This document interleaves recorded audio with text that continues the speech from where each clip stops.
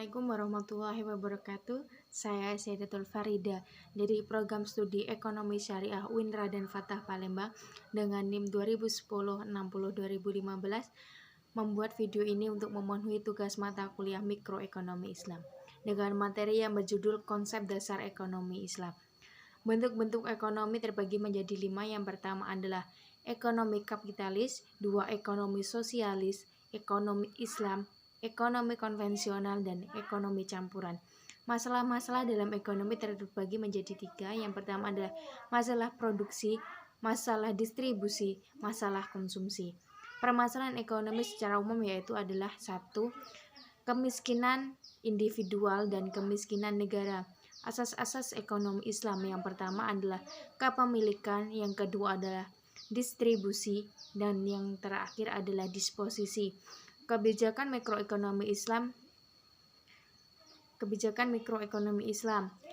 Kebutuhan manusia terbagi menjadi 2. Yang pertama adalah kebutuhan individual dan kebutuhan kelompok. Kebutuhan individu dibagi menjadi 3. Yang pertama adalah kebutuhan pokok, kebutuhan sekunder, dan kebutuhan mewah. Kebutuhan kelompok terbagi menjadi 3. Yang pertama adalah kebutuhan pendidikan, kebutuhan kesehatan, dan kebutuhan keamanan. Kepemilikan. Definisi kepemilikan adalah izin pembuatan syariat atau asyari untuk memanfaatkan zat dan jasa tertentu.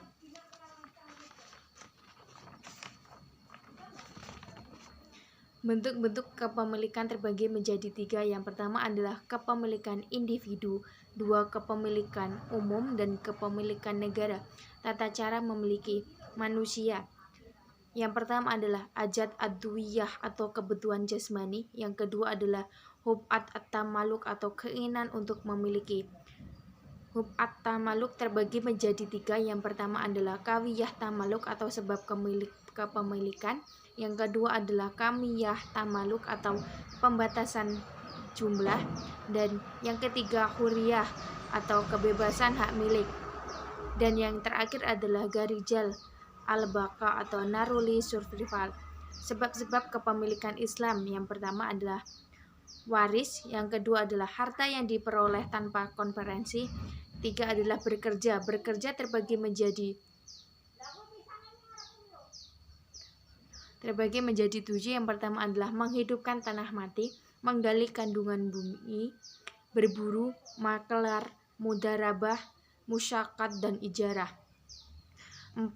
Kebutuhan harta, penyambung hidup, dan pemberian negara.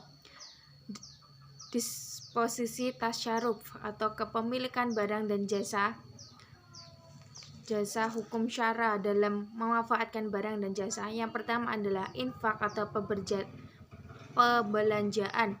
Faktor hubungan wasiat dan hadiah. Faktor harfiah adalah ayah dan anak.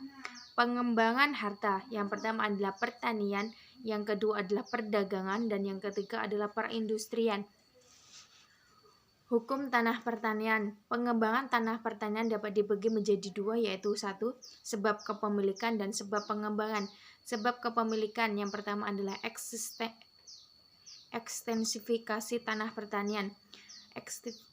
Ekstensifikasi tanah pertanian terbagi menjadi 4. Yang pertama adalah pembelian lahan, yang kedua adalah tahjir atau memapari, dan yang ketiga adalah ilya al-mawal atau menghidupkan tanah mati, dan etika ad-dawiyah atau pemberian negara pada petani.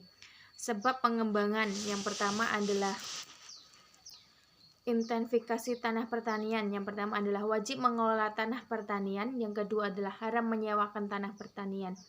Hukum perdagangan. Hukum perdagangan terbagi menjadi 2, yaitu perdagangan domestik dan perdagangan luar negeri. Yang pertama adalah bentuk perdagangan. Bentuk perdagangan terbagi menjadi 2, perdagangan halal dan perdagangan haram. 1 adalah jual beli, 2 adalah salam, yang ketiga adalah istihsan, dan keempat adalah sraf. Bentuk perdagangan yang haram adalah yang pertama riba, gafasi, tadlis, penimbunan, dan penimbunan. Yang selanjutnya adalah hukum perindustrian. Hukum pabrik atau kilang mengikuti hukum barang yang diproduksinya. Yang pertama adalah hukum produk barang atau barang yang diproduksi. Produk halal pabrik kilang atau halal, dan produk haram pabrik atau kilang yang haram. Pembagian hukum produk dibagi menjadi 3, yaitu milik individu, milik umum, dan milik negara. Yang selanjutnya adalah hukum syarikah. Hukum syarikah adalah akad antara dua orang atau lebih yang keduanya sepakat untuk melakukan kerjasama dalam bentuk kekayaan dengan tujuan untuk mencari keuntungan. Hukum syarikah dalam Islam, orang yang boleh melakukan atau tasyaruf. Yang pertama adalah akad syar'i, ijab dan qabul. Sepakat melakukan syarikah, sepakat memberikan modal, sepakat melakukan syarikah dalam urusan tertentu. Yang kedua adalah objek akad, sesuatu yang bisa diakadkan seperti barang dan jasa. Bentuk-bentuk syarikah dalam Islam, yang pertama syarikah amlak atau zat barang, yang kedua adalah syarikah udlut atau pengembangan harta. Syarikah udlut terbagi menjadi,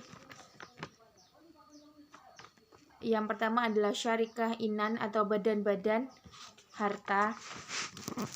Yang kedua adalah syarikah adan. Yang ketiga adalah mudarabah. Dan yang keempat adalah syarikah wujuh. Yang kelima adalah badan-badan harta.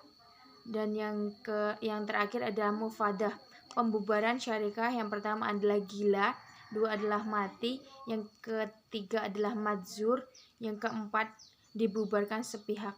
Hukum syarikah kapitalis. Bentuk syarikah kapitalis pershare firma.